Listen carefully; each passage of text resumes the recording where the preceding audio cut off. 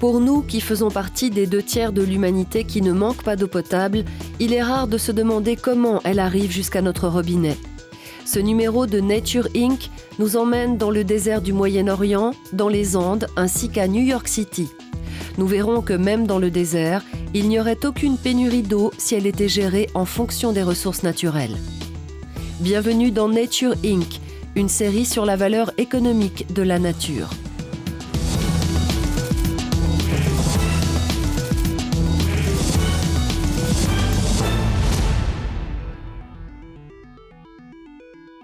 L'économie mondiale est dominée depuis 200 ans par le marché du libre-échange.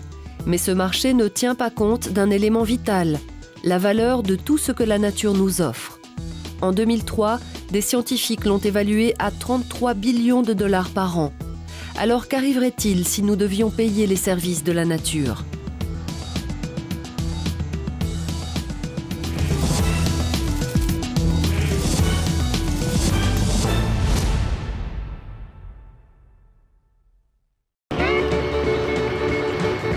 New York, capitale mondiale de la consommation. C'est l'argent qui dicte les règles. Rien n'est gratuit, sauf peut-être l'eau. Toute l'activité économique dépend de l'eau potable fournie par la ville. Une eau de qualité a un coût dérisoire, que les New-Yorkais prennent pour argent comptant. Mais si tout cela est possible, c'est grâce à une gestion saine et stricte.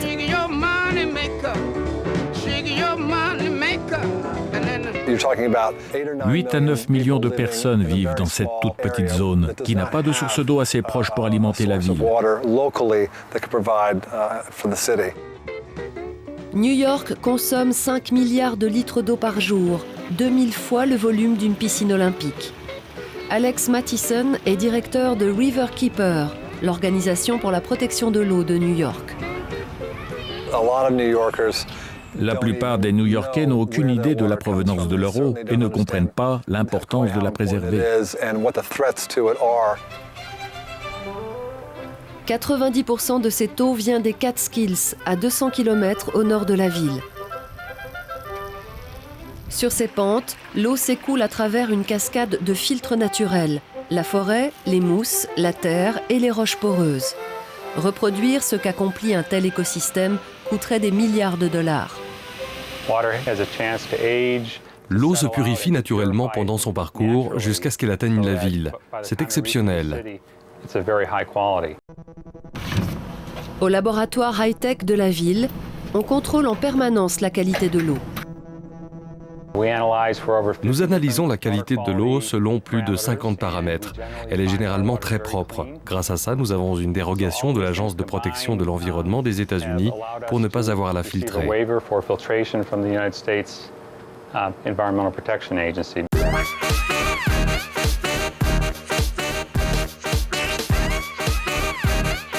Cette dérogation est très avantageuse car la loi oblige les villes à garantir une eau de très haute qualité, ce qui implique souvent la construction de coûteuses usines de filtrage. Pour New York, un filtrage artificiel aurait coûté 10 milliards. Nous avons dépensé environ 1,5 milliard de dollars en 10 ans pour ce bassin versant afin de garder une eau propre. Mais s'il avait fallu construire une usine de filtrage pour 90% de notre eau, nos dépenses dépasseraient facilement les 10 milliards de dollars. Le seul coût de fonctionnement a été estimé à 100 millions de dollars par an. Il y a des contrôles stricts dans les Catskills, mais l'autre réserve d'eau de New York est la vallée de l'East Hudson River.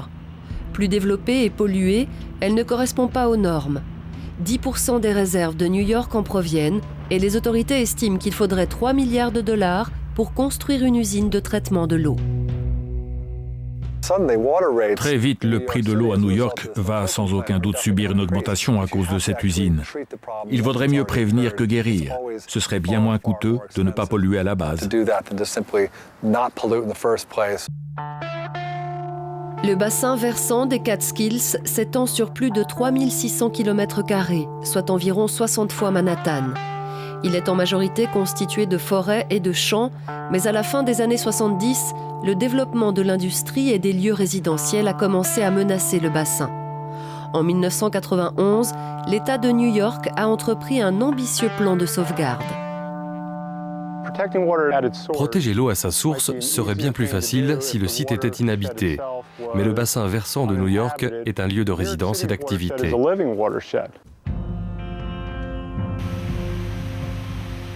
70 000 personnes vivent sur le bassin principal des Catskills. Pour protéger cette réserve d'eau, des règles très strictes limitent l'usage d'engrais, de pesticides et la pollution industrielle. En retour, les locaux reçoivent 100 millions de dollars en investissement. Nous soutenons une communauté qui a des difficultés financières. En retour, elle nous aide à préserver ces zones et nous fournissent l'eau potable pour 9 millions de personnes.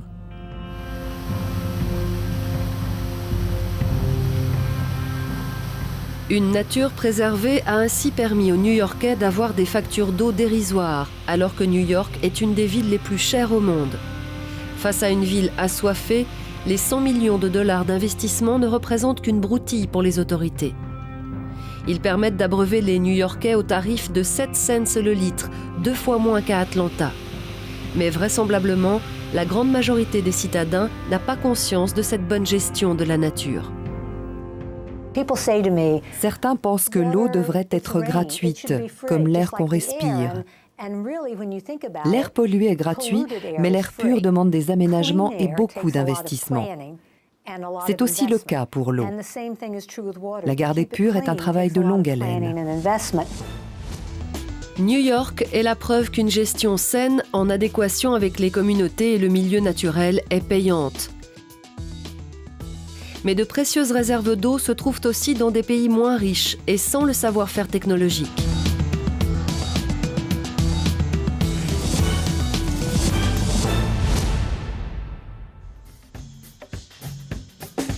L'Équateur est un pays riche en eau. Il a 3 fois plus d'eau douce par habitant que la moyenne mondiale.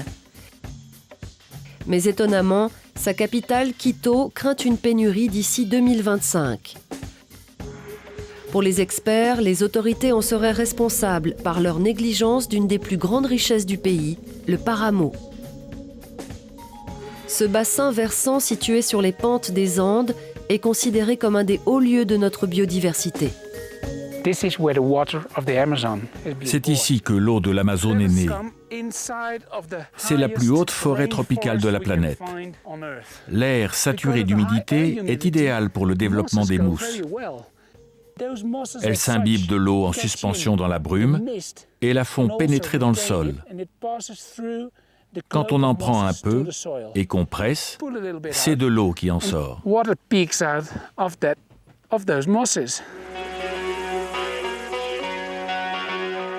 Le Paramo est une éponge naturelle de 14 000 km², soit 4 fois les Catskills.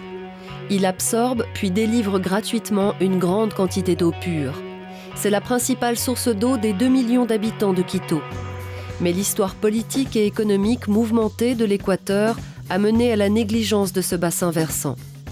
Une des principales ONG du pays tire la sonnette d'alarme, car les conséquences pourraient être désastreuses. Rien n'a fonctionné ces dernières décennies. La gestion de ce bassin versant par le gouvernement a vraiment été mauvaise.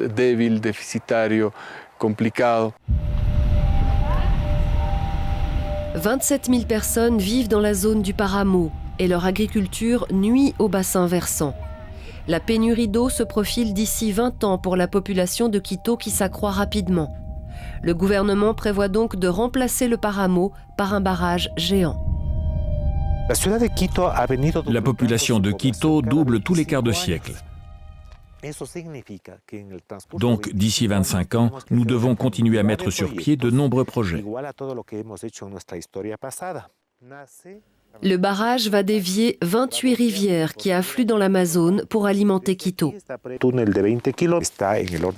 Ça va coûter près d'1,2 milliard de dollars. C'est un investissement énorme pour cette ville.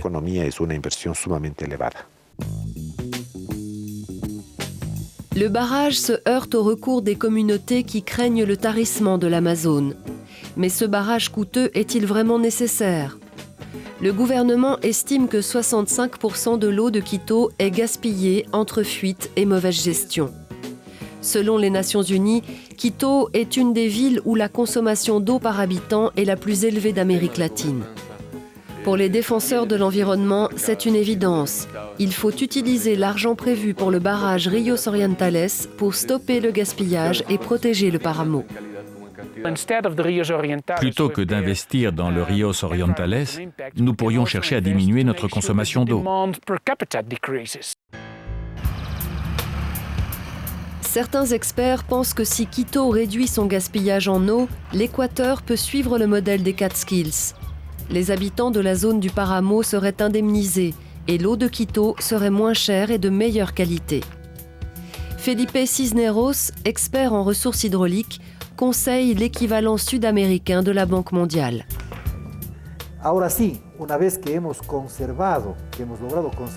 À condition de protéger le Paramo et de réduire le gaspillage en eau, utiliser les ressources naturelles revient bien moins cher que de se lancer dans les grands projets de construction.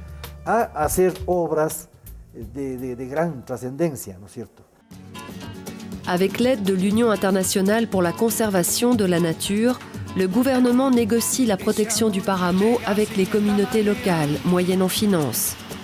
À Quito, cette brasserie a réduit de moitié sa consommation et sa facture d'eau. Depuis, elle reverse l'argent économisé en faveur de la préservation du Paramo. En consommant 4 mètres cubes d'eau au lieu de 8, nous avons réduit notre facture de 50%. Optimiser l'utilisation de nos ressources n'est pas seulement responsable, c'est aussi très bon pour le business. Pour les économistes du Gunt Institute, basé dans le Vermont, aux USA, la valeur mondiale des écosystèmes, comme celui du Paramo, est de 2,3 billions de dollars.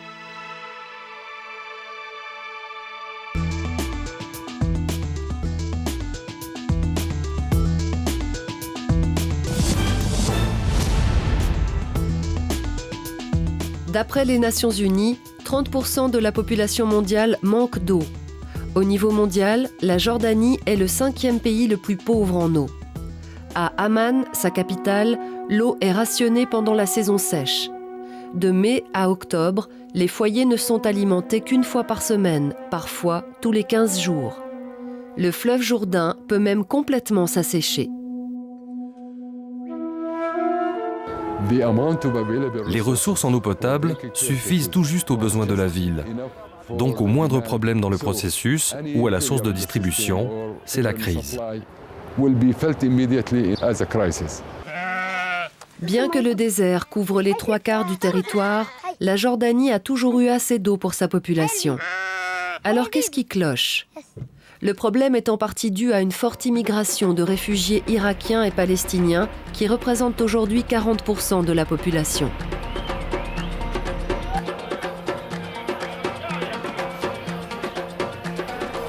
Vous savez, nos chefs, les Hachémites, qu'ils soient bénis, ont accueilli tous les Arabes. Et quelques mois après, nous avions 800 000 immigrés à Hammam et dans sa banlieue. Cela a terriblement affecté notre infrastructure. La demande en eau s'est littéralement envolée. Mais d'après les scientifiques, le problème principal est que la Jordanie n'a pas assez d'eau pour cultiver de quoi nourrir sa population. Les ressources sont surexploitées. Le professeur Tony Allan est un expert des pénuries d'eau au Moyen-Orient.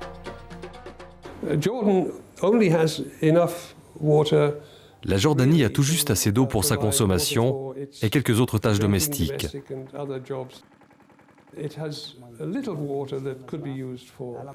Une petite partie pourrait être utilisée pour l'agriculture, mais une aussi grande quantité, ce n'est pas rationnel pour la Jordanie et son environnement.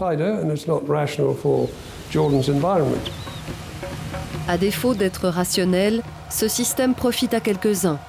Les fermiers ont beaucoup moins de restrictions qu'en ville et ne paient qu'un 1/5 du prix de l'eau. Bientôt, le gouvernement va nous demander de payer.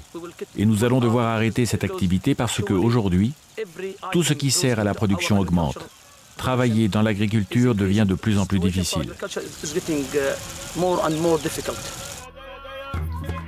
L'agriculture utilise 65% des réserves en eau et ne génère que 2,5% du PIB par an. Le ministère de l'eau estime que sans la demande agricole, la Jordanie pourrait mettre 2 fois plus d'eau à disposition des besoins domestiques et industriels. Pour les industriels, l'irrigation intensive porte préjudice à certaines de leurs activités, comme cette usine de levure par exemple. L'eau est essentielle à cette activité. L'usine a été implantée ici parce qu'il y avait de l'eau douce accessible par un puits. Mais le pompage pour l'agriculture réduit la quantité d'eau disponible pour l'usine. Au niveau national, selon l'UCED, 1 mètre cube d'eau utilisé dans l'industrie rapporte 100 fois plus que dans l'agriculture. Seuls les agriculteurs tirent profit de la situation. Il n'y a aucun bénéfice économique au niveau national et cela doit changer. Il faut que le système soit avantageux pour notre population et notre pays. La demande des fermiers en eau épuise aussi les nappes phréatiques, comme celle d'Azraq, une des plus grandes réserves d'oiseaux de Jordanie. On pompe beaucoup trop aujourd'hui. Il n'y a plus assez d'eau pour les hommes et les oiseaux. Tant que les oiseaux étaient là, ils témoignaient d'une utilisation durable de l'eau. Les besoins de l'agriculture dépassent de loin la capacité de régénération des nappes d'eau. Le pays fait d'ores et déjà face à de nouvelles dépenses pour purifier l'eau souterraine.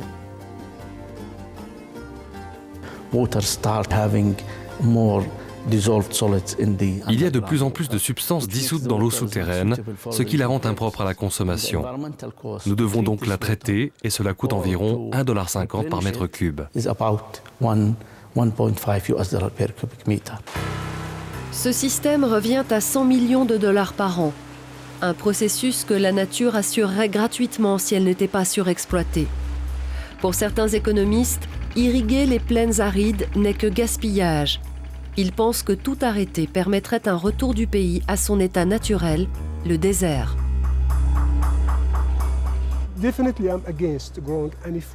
Je suis vraiment opposé à la culture d'arbres fruitiers dans le désert. C'est un environnement à part entière avec sa propre biodiversité. Il faut le laisser tel quel. La Jordanie importe déjà 90% de sa nourriture et certains scientifiques estiment qu'elle devrait importer encore plus. Quand vous importez 1 tonne de graines, il faudra théoriquement importer 1000 tonnes d'eau pour les faire pousser. Comme l'eau est la principale préoccupation des Jordaniens, il vaut mieux importer directement 1 tonne de blé. Économiquement et politiquement, c'est beaucoup plus intéressant. Le gouvernement tente d'augmenter ses importations alimentaires et le prix de l'eau pour l'agriculture au risque de faire disparaître bien des fermiers. C'est une décision politique difficile. Parmi une population de 5,5 millions de Jordaniens, nous avons entre 1,5 et 2 millions de travailleurs agricoles. C'est énorme. Si nous disons stop à l'agriculture, nous allons nous retrouver avec environ 2 millions de chômeurs. C'est l'impasse politique. L'Union internationale pour la conservation de la nature souhaite la création d'un fonds islamique traditionnel, le WAC, pour rétablir l'équilibre entre l'homme et la nature et investir dans les bassins versants. Le domaine d'action du WAC était jusqu'ici cantonné aux affaires sociales. Mais l'UICN essaye d'y inclure le développement durable avec cette problématique de l'eau qui a des enjeux économiques et sociaux. Insignifiant et sans doute trop tard pour le gouvernement jordanien qui cherche une solution à grande échelle pour résoudre cette crise. Il envisage de relier la mer Morte et la mer Rouge par un canal. En théorie, via une usine de désalinisation, ce qui amènerait assez d'eau pour les besoins actuels. Mais même si la différence de niveau entre la mer Rouge et la mer Morte permet de créer de l'énergie électrique, ça ne sera pas suffisant. Et la facture risque de s'élever à 4 milliards de dollars. La nature ne peut pas continuer à répondre à notre demande en eau qui va augmenter de 30% d'ici à 2050 selon les Nations Unies. Le groupe de réflexion sur l'eau, Global Water Policy Project, estime que fournir ce supplément d'eau via la désalinisation coûterait $1 billion par an. Tel est le prix pour outrepasser les limites de la nature. Qui sont ceux qui proposent de stopper la surexploitation de la nature? Nature Inc. donne toujours le mot de la fin à un visionnaire. Il s'agit aujourd'hui d'un directeur de recherche technologique et brillant analyste financier.